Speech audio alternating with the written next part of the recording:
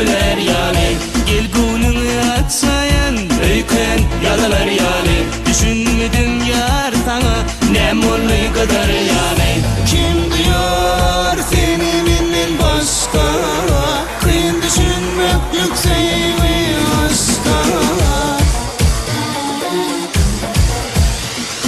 Yürekte gülmet, yüzümde gülmet, sen kaygılı bolsan yarım. Damla belenime de aşığım bilmez canım. Yürekte gülmet, yüzümde gülmet, sen kaygılı bolsan yarım. Damla belenime de aşığım bilmez, sen kaygılı bolsan canım.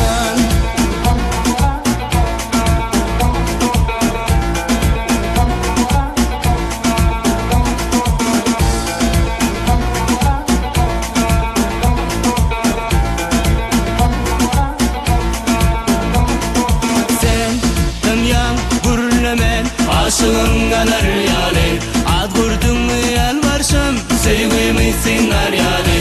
Gel gönlünü açayın öyken yadalar yani.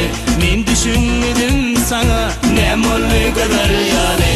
Kim diyor seni benden başka, kıyın düşünmek yükseğimi aşka. Yürekte gülmet, yüzümde gülmet, sen kaygılı bolsan yarım. Damla belenime de aşığım bilmez, sana ne mollu ay sana canım. Yürekte gülmet, yüzümde gülmet, sen kaygılı bolsan yarım. Damla belenime de aşığım bilmez, sen kaygılı bolsan canım.